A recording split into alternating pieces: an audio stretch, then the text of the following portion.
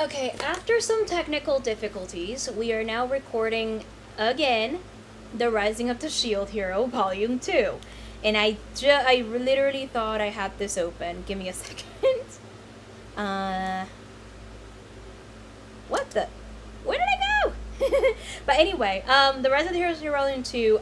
So last week, if you have not watched it, I recommend that you watch last week's video. Also, I will link the Rising of the Shield Hero playlist below, so that you can see the reviews, all the videos I've done on this series. I have talked about the anime, like I said last week, and last week I started talking about the light novels, and we're back basically for the second volume of that light novel series. So if you have not watched any of those videos, I definitely just recommend that you do. I will be going into broad spoilers for like the anime and the light novel, because it's pretty much accurate. The adaptation has so far been pretty accurate, with the exception of the fact that there's more additions to it, and the fact that the anime, because it's adapting, had to gloss over a couple of things. So here we go. Here's the Goodreads synopsis so far for this.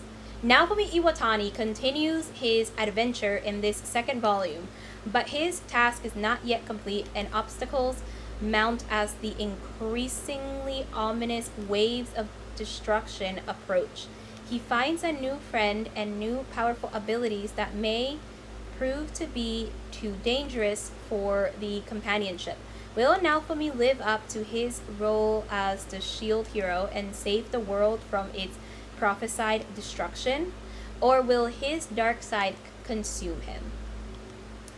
So again, very well written. One of the things that I think that this book does well is hint that there is still a dark side to Naofumi.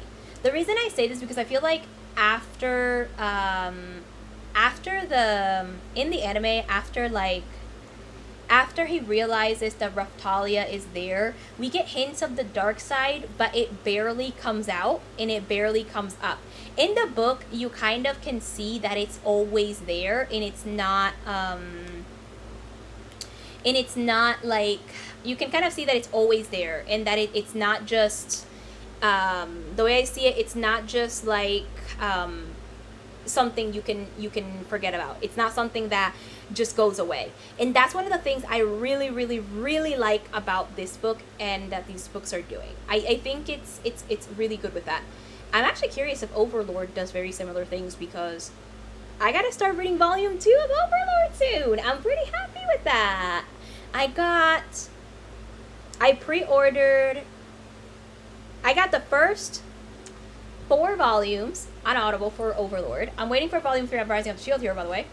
I got the first 4 volumes of Overlord, and I pre-ordered volume 5 and pre-ordered volume 6, because volume 5 is supposed to come out, I think, this July, and then volume 6 is supposed to come out, I think, in December. So I pre-ordered that, and I'm pretty happy with that, by the way. So yeah, I really, really love it. The thing I will say is that, yes, I think that it needs some I think that these books have done a really good job at showing Naofumi's dark side. The anime definitely plays it in a more sympathetic role. In the books you can sympathize with Naofumi, but you can also see how very dark he really is and everything. Like with Raftalia in the anime, her growing up gets a bit glossed over. In the anime, but in the anime it gets glossed over, and we got Philo in this second volume, and we get to see more of her as a child and more of her just growing up, where the anime kind of just glossed over it a little, which I was just like, okay, yeah, it's cool to see them growing up though in the light novel. I didn't mention this. I think this volume covers, I would say, episodes 5 through 12 or 13.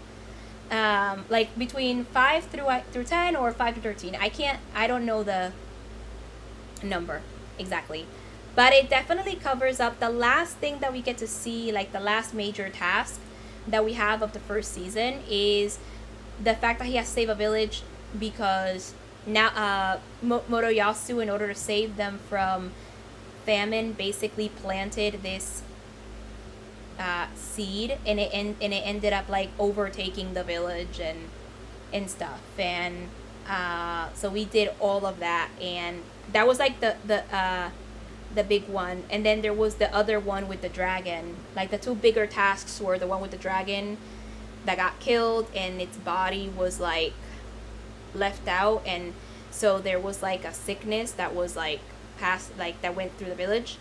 And then the other one was like the famine. So those are like the big things. Now when I read the first volume, because we got the first wave in the first volume, I assumed that we would get the second wave in the second volume. So for context, we are still in season 1 of the Rising of the Shield Hero in this volume. So what happens is this: in the first season, a lot happens in the first season. It's 26 episodes, so yeah, a lot happens, right? And like the big thing that happens, there are 3 waves. Those are like the big things, right? There are 3 waves. The first one happens within the first 4 episodes that leads to the duel between Naofumi and Motoyasu over Raphtalia. The second one happens when Philo is already with him, so Raphtalia and Philo basically are now fighting for Naofumi. And basically, we meet the heroes we meet Glass, who we don't realize until like the end of the season that she's like a hero from another world. We meet her, and she basically wipes the floor with pretty much every other hero, because she wants to fight Naofumi, because she thinks that he's the only one worth her time.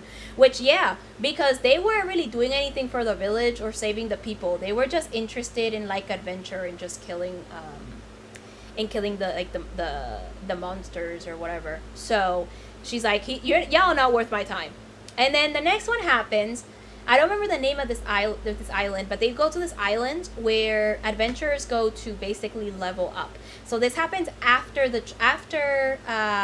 Princess Bitch's trial, and basically they go to this island. All the 4 heroes, along with other adventurers, go to this island to level up, and basically they. The wave ends up happening there, and he has been befriending these 2 people whose names I can't remember for the life of me, but they all know Glass, and it is explained by the end of the season that they're heroes from another world, and that they suffer the waves as well, and that if they don't kill the heroes from this current world, that their world will be destroyed. So adding a bunch of tension for like season 2, and I cannot wait for everything to be dubbed. So I'm waiting. I'm just like waiting. I'm really, really excited, and I'm waiting. So that's like the big thing. Those are the big things. So I assume we're gonna get that second wave with Glass, but we're not. So I'm assuming that we're gonna get this in the 3rd volume, which I'm really excited for. Audible, get it soon. Like this audio, people producing these audiobooks, I need you to give me the next volume. I'm really excited for it. So like those are my thoughts. I think it was done well. I think in the anime things were kind of glossed over a little. I liked the we haven't met Melty yet, and I can't wait to meet Melty. But the ones that we did meet were like the shadows, which the Queen Shadows, which was awesome. It's interesting, by the way, that they haven't mentioned in the books that this world is a matriarchy. They mentioned that in the very first episode of the anime, so I find it kind of interesting that it hasn't been mentioned yet in the books. So interesting. So those are my thoughts on volume 2. Let me know your thoughts on the second volume in the comment section. Subscribe if you're interested in more content. Also subscribe to my blog, which was in the description below. And yeah, I'll see you guys soon in my next video. Until then, consume stories. Bye.